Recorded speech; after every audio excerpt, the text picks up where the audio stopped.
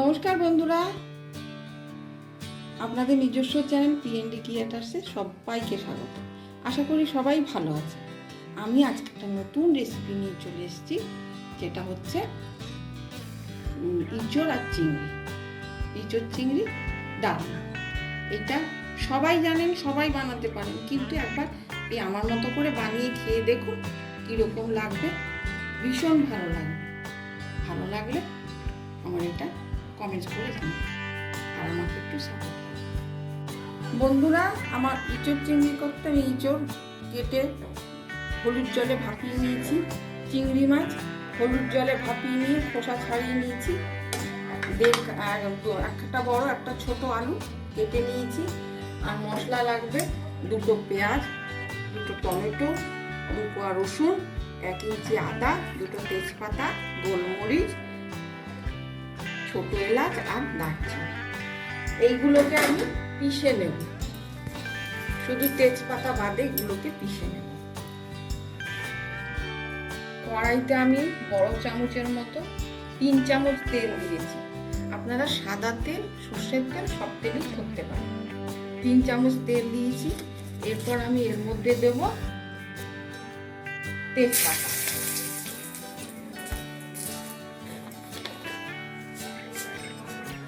তারপরে দেব আদা জিরা, তারপরে আলু কেটে রেখেছি এইগুলো দেব।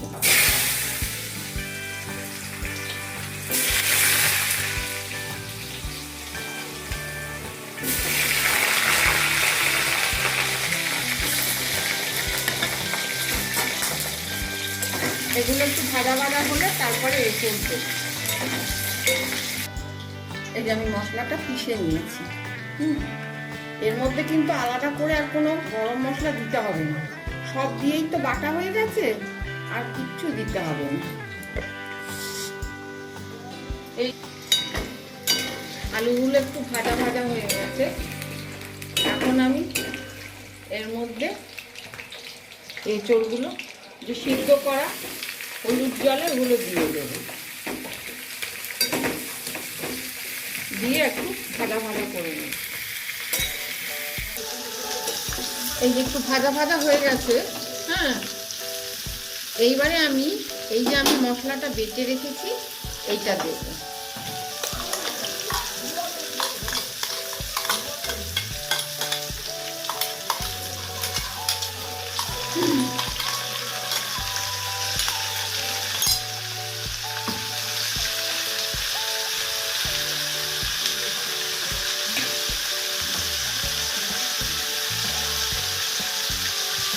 এরপর দেবো পরিমাণ মতো লবণ,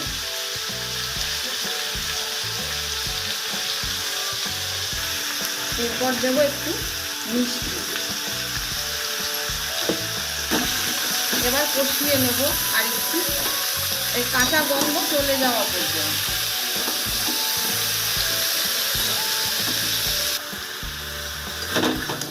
এই যে কাঁচা গন্ধটা চলে গেছে পেঁয়াজ রসুনের, এরপরে আমি এই মিক্সিটা ধুয়ে একটু জল দিয়ে দেবো।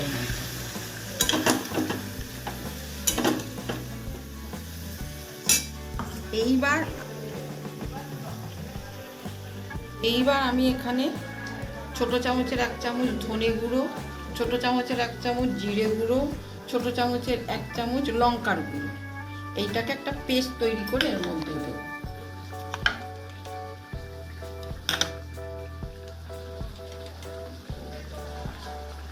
আর দেব এই tomato puree, tomato ketchup, sauce.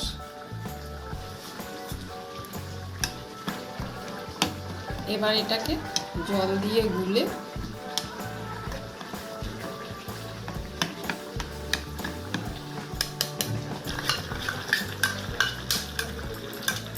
আচ্ছা, এর মধ্যে জল কিন্তু আপনারা অবশ্যই গরম জল ব্যবহার করবেন, হ্যাঁ, তাহলে স্বাদটা ভালো হবে।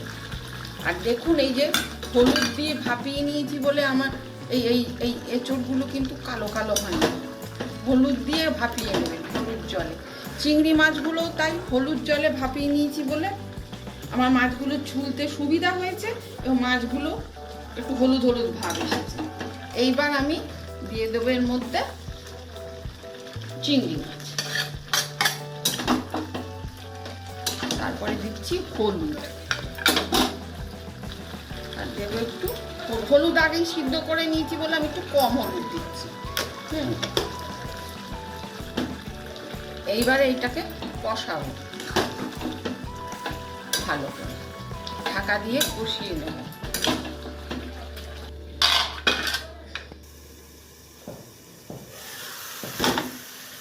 মশলা কষানো হয়ে গেছে, এবার আমি এর মধ্যে জল দেব।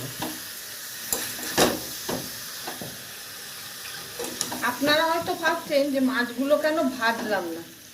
এই ছোট ছোট চিংড়ি মাছ না ভেজে এরকম করে ভাজাই হয়ে যাচ্ছে জলের সাথে, কষানোর সাথে ভাজা হয়ে যাচ্ছে। এতেই হবে, আলাদা করে আর ভাজতে হবে না। বড় হলে আপনারা যদি ভেজে খান ভেজে দেবেন, তবে এরকম করে দিলে চিংড়ি মাছটা নরম থাকে।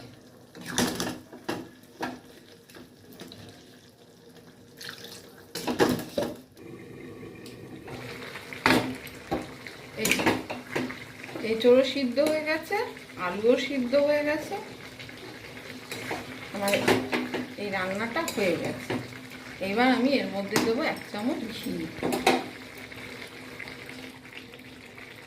এই 1 চামচ ঘি দিলাম। এবার এটাকে নামিয়ে,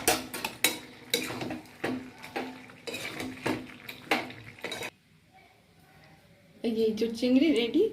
এটা ভাতের সাথে খেয়ে দেখবেন, এইভাবে বানিয়ে ভীষণ ভালো লাগবে। ভালো লাগলে আমাকে একটা কমেন্টস করে জানাবেন, আর এটা বেশি বেশি করে শেয়ার করবেন, আর আমাকে একটু সাপোর্ট করবেন।